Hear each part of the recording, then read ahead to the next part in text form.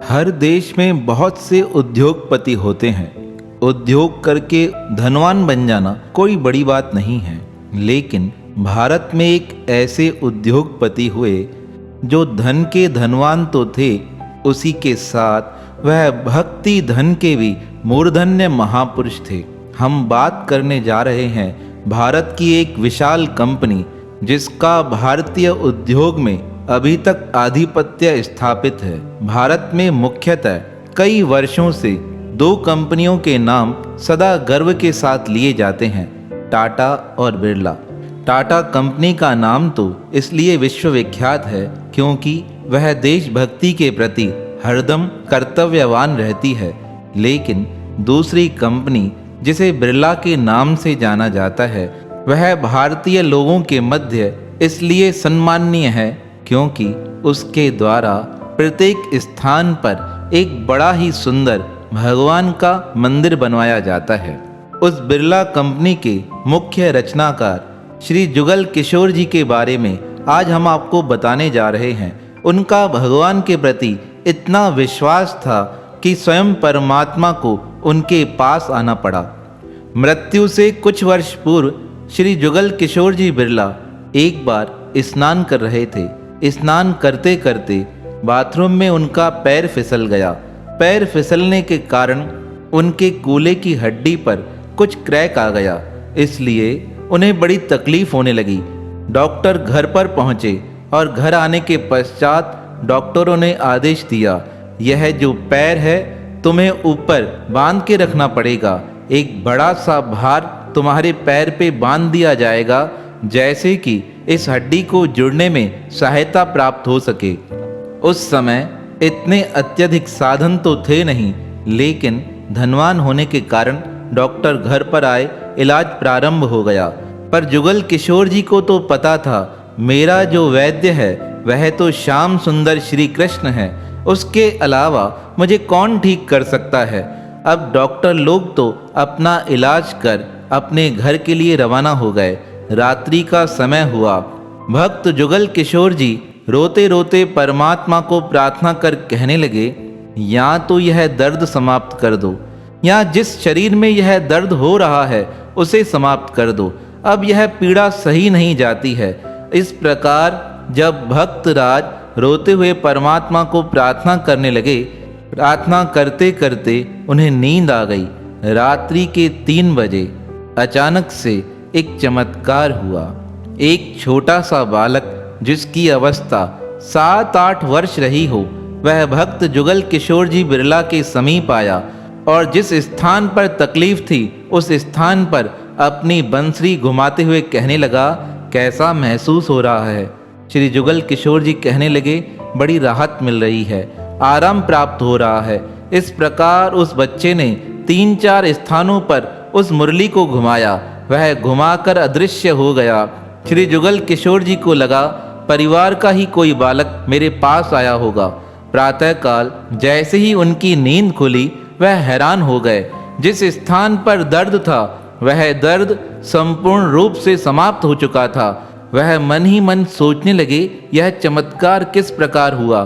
तब उनका ध्यान रात्रि की उस घटना की ओर गया। वह समझ गए वह बालक कोई और नहीं, वह श्याम सुंदर ही मेरा दर्द निवारण करने के लिए मेरे पास उपस्थित हुए थे। उन्होंने स्वयं यह बात उस समय बताई जब उनके द्वारा मथुरा में श्री कृष्ण मंदिर का निर्माण कराया गया। उस मंदिर का उद्घाटन करने के लिए श्री बिरला जी ने भाई श्री हनुमान प्रसाद जी पोदार को आमंत्रित किया था।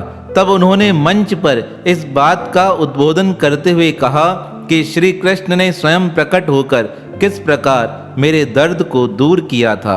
उनके जीवन की यह घटना बताते हुए एक भक्त ने उनके जीवन का एक बड़ा ही सुंदर और प्रसंग लिखते हुए कहा है, जब भी श्री बिरला जी दिल्ली से मथुरा की ओर आते थे तो वह मथुरा में आने पर सबसे पहले गीता मंदिर में दर्शन को जाते थे।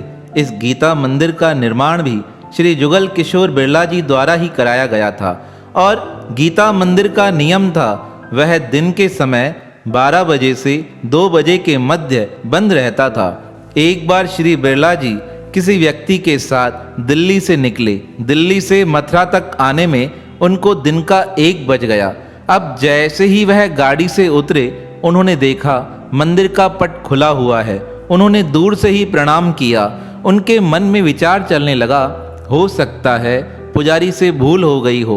वैसे तो 12 से 2 के मध्य मंदिर के पट बंद कर दिए जाते हैं, पर आज क्यों खुले हुए हैं? अभी वह इस प्रकार मन में मंथन कर ही रहे थे। उन्होंने विचार किया, चलो जब तक मैं अपनी दूसरी ओर चप्पल उतार कर आता हूँ, बाद में जाकर दर्शन करता हूँ। ऐसा सोचकर वह अपनी चप्पलें उतार कर जैसे ही मंदिर की ओर जाने लगे, मंदिर में देखकर हैरान हो गए। उन्होंने पुजारी को बुलाकर कहा, यह क्या किया? पुजारी हाथ जोड़कर कहने लगा, क्या हुआ सेठ जी, मुझसे कौन सा गुनाह हुआ है? तब श्री बिरला जी कहने लगे, तुमने मुझे देखकर मंदिर का गेट बंद कर दिया। वह पुजारी हाथ जोड़कर कहने लगा, सेठ जी, मंदिर का पट तो 12 से 2 के मध्य निरंतर बंद रहता है। अभी तो 1:15 बज गया है, मैं इसे किस प्रकार बंद कर सकता हूँ? यह तो मैंने 12 बजे ही बंद कर दिया था। तब श्री बिरला जी कहने लगे, मुझसे झूठ कहते हो, अभी तो यहाँ का पट खुला हुआ था, मैंने कार से ही दर्शन किए थे। तब पुजारी जी ने अन्य पुजारियों को बुलाकर कहा, इनसे पूछ सकते हैं। तब सबने एक ही मत में आवाज देते हुए कहा, यह सत्य कहते हैं। 12 बजे इन्होंने भगवान को शयन करा दिया था और अभी भी पट बंद हैं। अब 2 बजे मंदिर खोला जाएगा, उस समय आप दर्शन कीजिएगा। उन सब की बातें सुनकर श्री जुगल किशोर बिरला जी मन में विचार करने लगे, ऐसा कैसे हो सकता है? जो पट अभी बंद था वह अचानक से मेरे लिए कैसे खुल गया? पर मन ही मन उन्होंने परमात्मा को धन्यवाद देते हुए कहा, हे भगवान, आप कितने दयालु हो। मैं इतना दूर से यही सोचते आ रहा था कि सर्वप्रथम मुझे आपका ही दर्शन हो, पर मुझे निकलने में देर हो गई। पर प्रभु, आपने लीला कर मुझे अपने दर्शन साक्षात करा दिए। थोड़ी देर बाद श्री बिरला जी ने एक सेवक को अपने पास बुलाते हुए कहा, जो इस मंदिर का श्री विग्रह है, इसका एक चित्र बनाकर दिल्ली लेकर चलना। आज से हम उसी विग्रह का पूजन चिंतन करेंगे। कहा जाता है उसके बाद श्री बिरला जी जब दिल्ली आए, उन्होंने उस स्थान पर आकर उस चित्र को विराजमान किया और उसी की निरंतर पूजा सेवा किया करते थे। श्री गीता मंदिर का एक नियम था, जब भी सत्यनारायण होता था, सत्यनारायण के दिन वहाँ पे पंजरी का प्रसाद बांटा जाता था। श्री जुगल किशोर बिरला जी द्वारा यह आदेश दिया हुआ था, जितने भी लोग श्री सत्यनारायण कथा में उपस्थित हों, उन्हें पंजरी का प्रसाद दिया जाए। अब एक बार श्री वृंदावन धाम में गीता मंदिर के मध्य श्री सत्यनारायण व्रत की कथा चल रही थी। बहुत सी संख्या में लोग उपस्थित हो गए, उन्हें पंजरी का प्रसाद दिया गया, पर उस दिन प्रसाद कम हो गया। वहाँ श्री जुगल किशोर जी अपने स्थान से दूर बनारस धाम में घूमने को गए थे। वह दिन के समय विश्राम कर रहे थे, तभी अंतर से प्रेरणा हुई, आज मेरे मंदिर में प्रसाद समाप्त हो गया है, भक्तों को पंजरी का प्रसाद कम प्राप्त हुआ है।